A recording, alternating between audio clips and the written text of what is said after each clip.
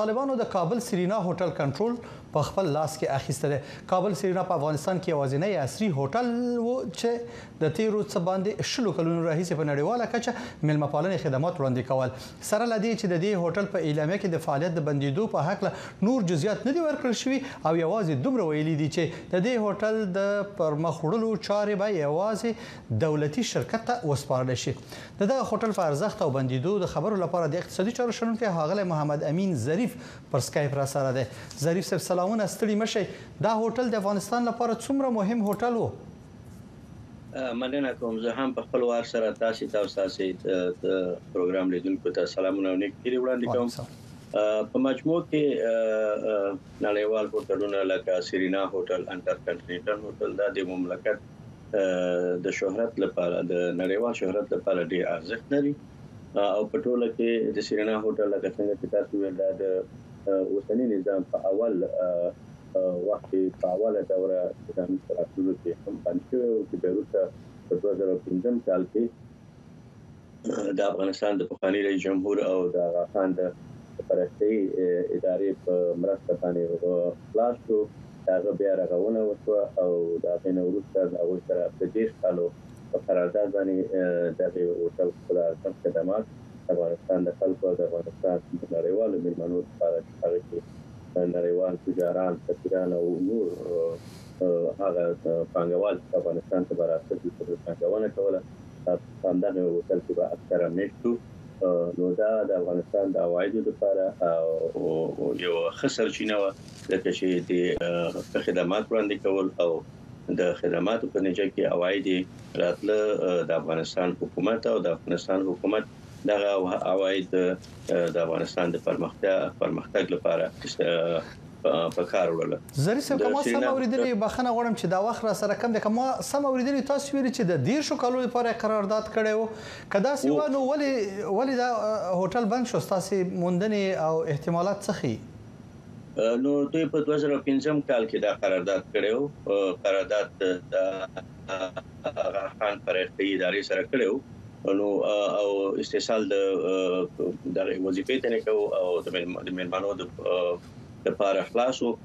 دا چې اوس د هوټل د اوسنی دولت پریکړه ده چې د دې وروسته به د دې هوټل اداره د وزارت مالیې او ریاست چې هغه هم اړوند هوټلونه اداره کوي هغه تسپاري. دا یو بیل بحث دی. خو په مجموع کې دوی یو قرارداد درلودلو د 10 کالو لپاره د آغا خان د پرمختګ ادارې سره چې هغه باید په تعویض دې بیا راغونه کړی و او دغه عواید باید یو څه اندازې الته تل یو څه اندازې د افغانستان د وخت حکومت ورکول کېده.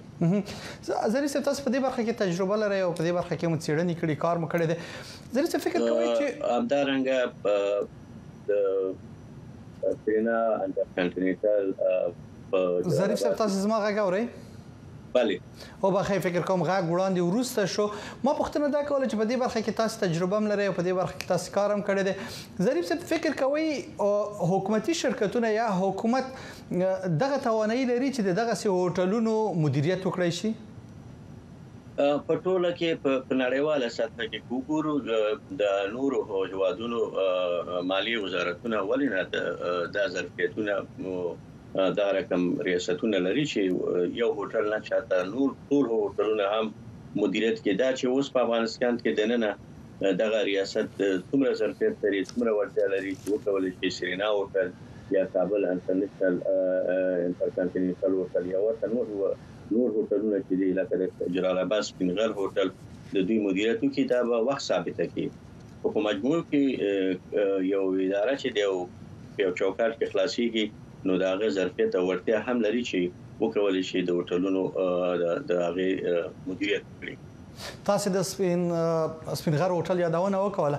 د سپینغر هوټل سره سره د پارک هوټل، د پلازا هوټل او د سپینزر هوټل او د کنټیننټل هوټل د حکومت سره وو، مګر یو هم د سرینا غونډې خدمات نشو وړاندې کولای. څنګه اوس تمه کېدی شي چې سرینا به هغه پخوانی چوپړتیا وړاندې کړي؟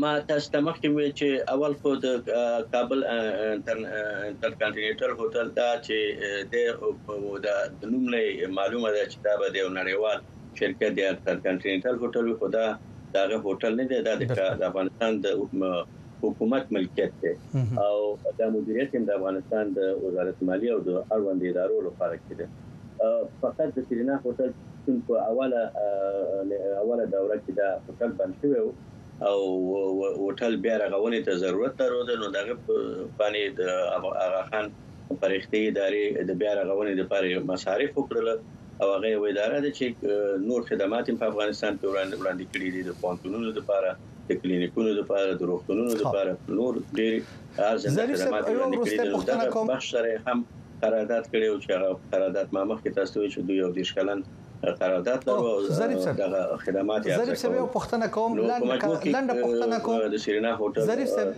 لنډه پوښتنه کوم کله ځواب راکړئ بندیدل به پر هوټل چوپړتیا باندې اغیزه وکړي کنه حتما دلته څو فاکتورونه زیانمن کوي یو فاکتور دا دی چې د خصوصي شرکتونه چې دغه هوټل د لپاره به توکي عرضه کول هغه ته به توکي ورکول د پړو موازکه هر هوټل دغه رقم نړیوال هوټلونه چې نړیوال شهرت لري د سیلانیانو تجارانو نړیوالو پنګوالو استبزنځي او د دې لپاره او دوی هر ورځ په سونو ملمانه لري نو حتما په خصوصي شرکتونو باندې په باندې تاثیر لري